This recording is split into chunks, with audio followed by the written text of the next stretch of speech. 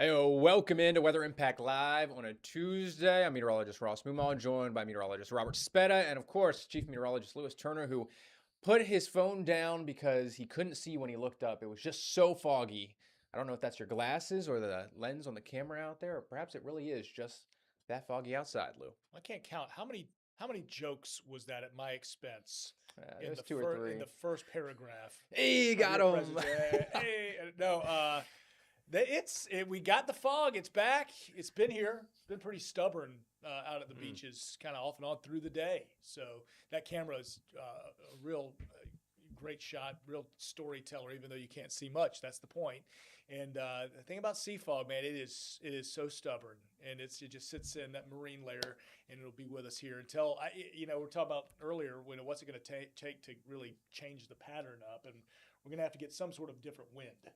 Got to get a wind shift. And there's not really anything like that substantially. Not really. Over the next few days. So. And the temperature difference too. My goodness, if you're downtown Jacksonville and then you're like, all right, good beach day, sunny skies near 80 degrees, and you go out to the beach and you're like 50s to 60s. You got to find the sweater in the car. Yep. It is a night and day in that pattern. I feel for the spring breakers, I'll tell you. You guys are both, grew up high school kind of in more northern places.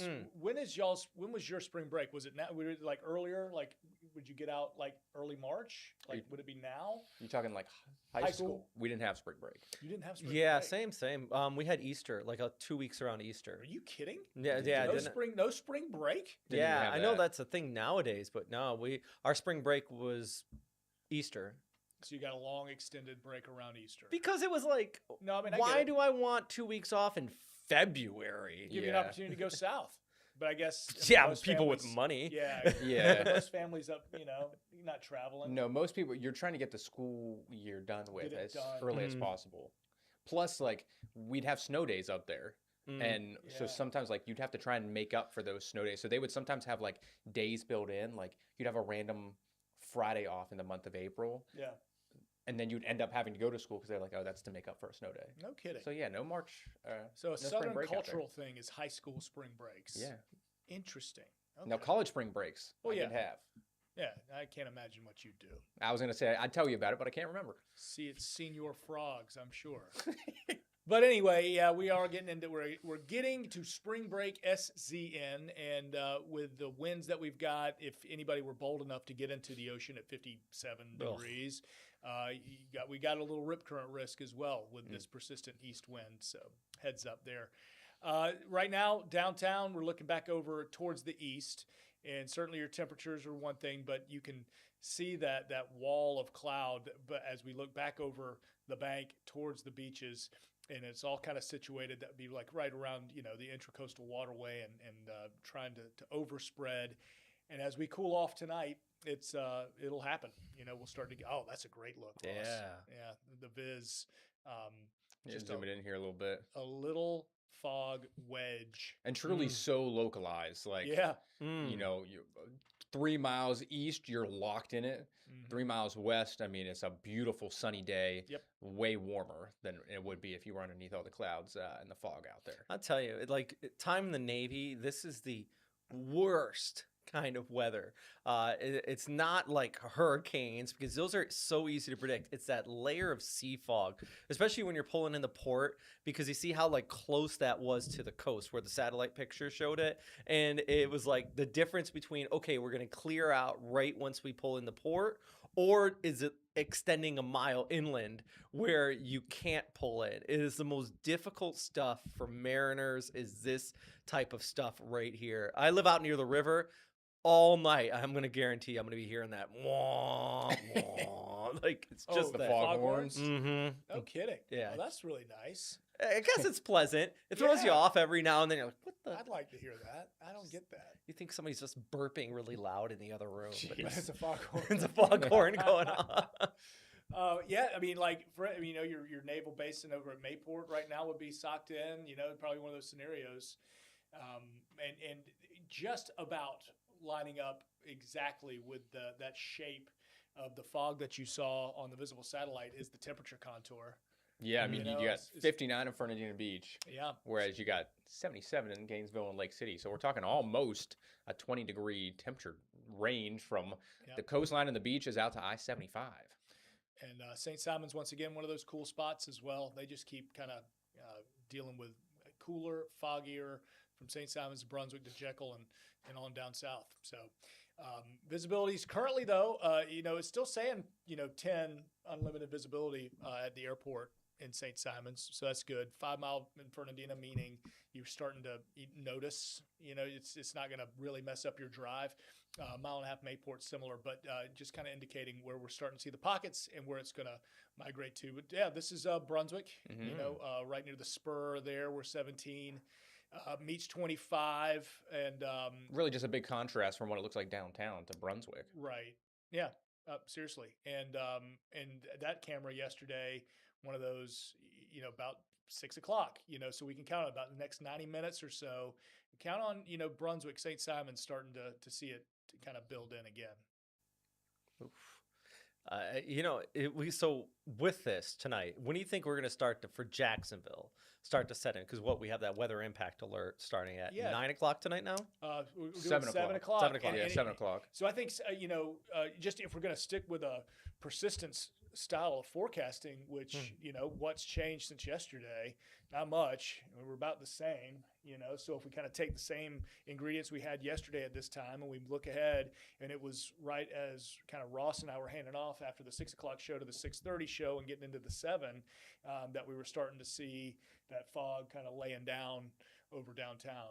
So, Yeah. I mean, I think sunset. So, I mean, or right around that time, because we're losing some heat, we're getting that temperature dipping down, and then the wind helping shove any more moisture over. So, It did seem like as the 6 ended and you handed it off to me for the 6:30, you were starting to see some of the low clouds roll in, and then pretty much completely by 7, Jessica Clark and I were looking out. We were like, oh my gosh, like yeah, you're fully just like locked into the cloud cover now at this point. yep, absolutely. So it'll come in pretty fast, I think.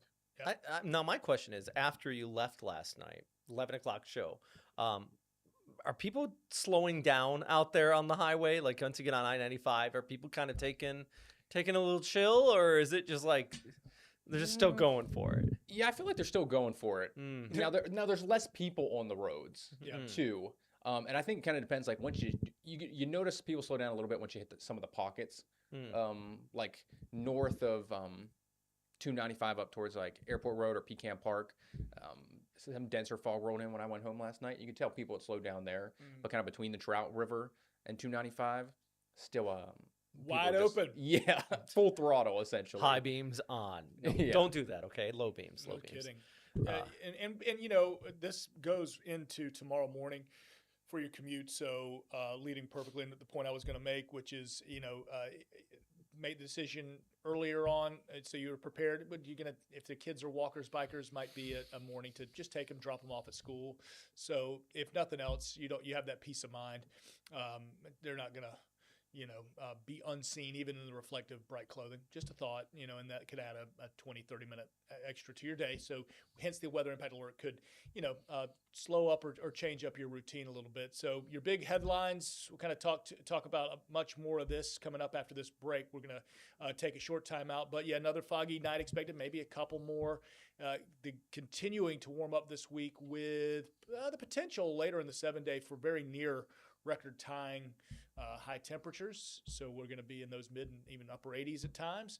And rain chances do remain isolated to the coastline primarily. So we'll get into all of that when we come back from the short time out. Stay there.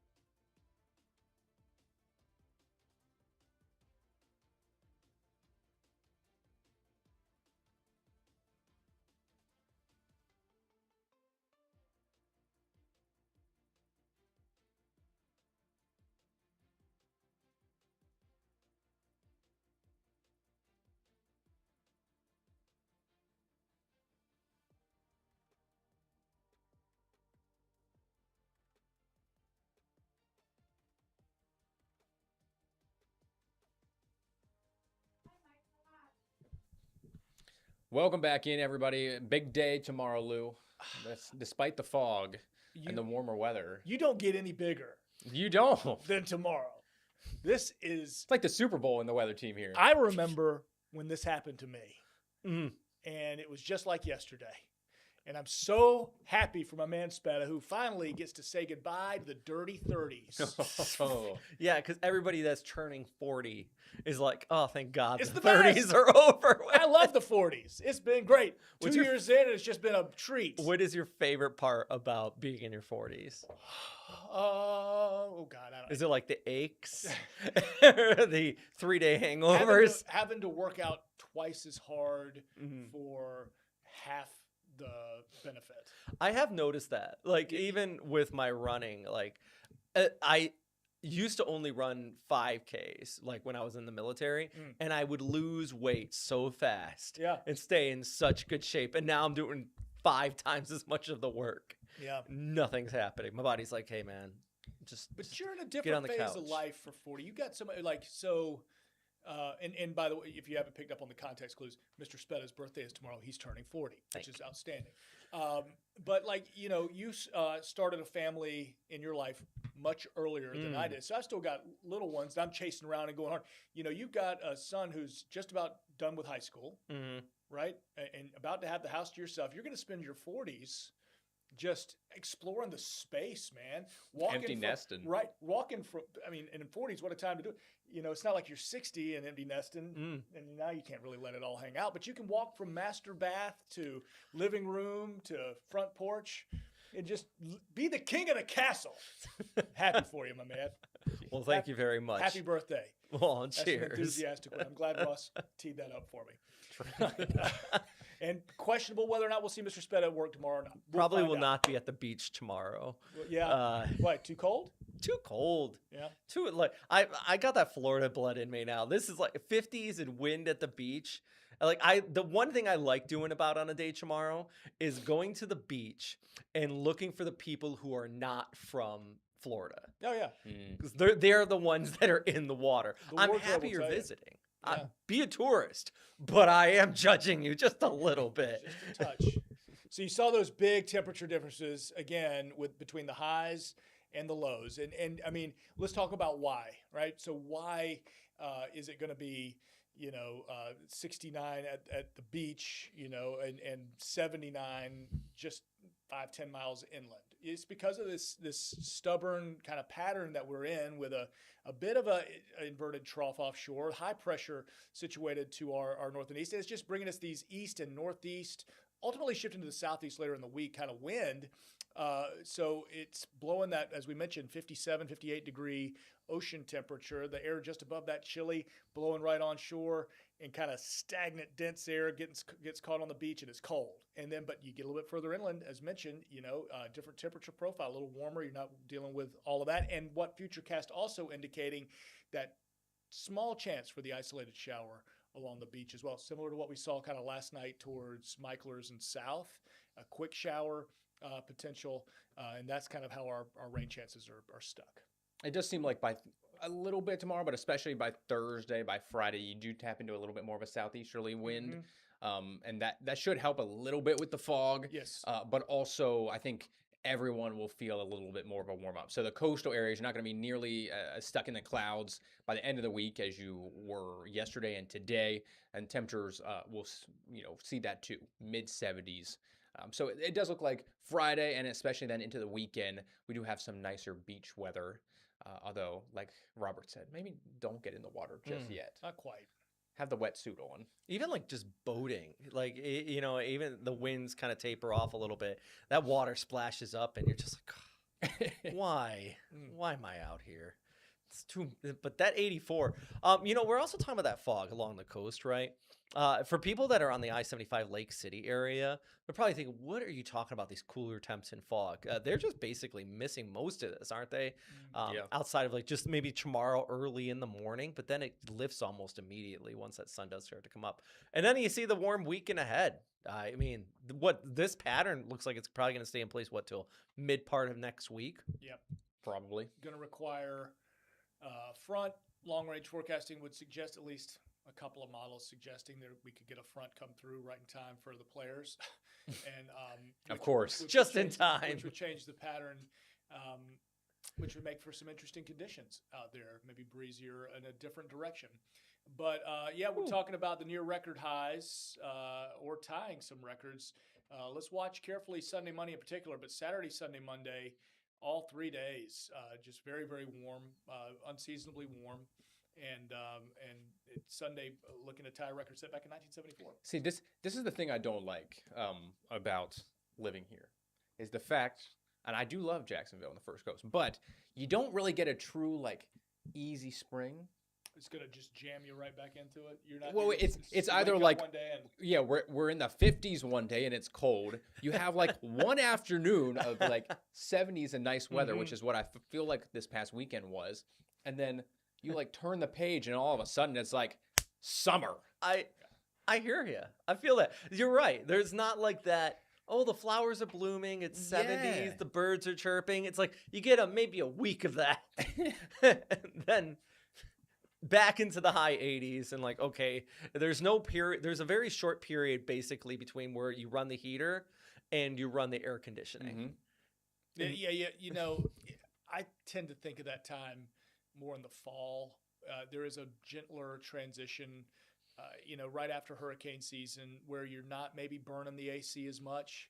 There is a time. It lasts like 2 or 3 weeks. Wow. Not as much. 2 or 3 weeks. you Look can- at that season.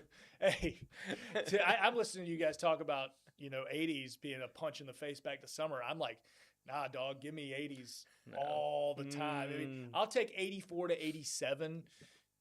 See, this The rest of the next 4 months, because we know daggum well it's going to be more like 94 to 97 sooner rather than later. if you Fair. brought me this in May or June, Yeah. I'd be happy with it because I would have acclimated to Yeah. it. But my body has not acclimated yet. So 85 in March to me feels like 95 in like May or June. No. And with that said, Saturday being that warm, and it's still early March, the Gate River Run, you got people out there doing a 15K. Yep. And the temperatures, they start off 60s, but near the end of the run, coming over the Green Monster, the Heart Bridge right there, I'm sure it'll feel like mid to high 70s. You just got done with that, and then you get a good solid number of people who may be finishing the run after drinking liquids that are not water. What, do they have cold beer out there? Yeah. Oh yeah. Like fireballs and shots, like more every so. month. It's not the official. The Gate River Run does not do that, mind you. But neighbors along the way? Yeah, the Yes. San Marco neighborhood there, just running around. They like to call it liquid courage. That's cool. That's what a To nice power touch. you I've through. never done the Gate. Again, been here 15 years now. It's time. Just do it. Maybe one day. They got like a walking crew. You can get at it. And Get at it. You're just not like getting going any to- younger. No, I am not. Neither is Mr. Spetta. those 40s at that age where if you don't do it, you're I've gonna already feel like. it. Well, we got to take a break, but I was going to say, I've already kind of let the ship sail on the Donna. Once upon a time, you say, I'm going to do the Donna one. Nope, not happening. Book's closed. I can die knowing I didn't do it and be fine. But the Gate, maybe. Let's take a short time out. We got to wrap things up before the 5 p.m. broadcast, so stay there.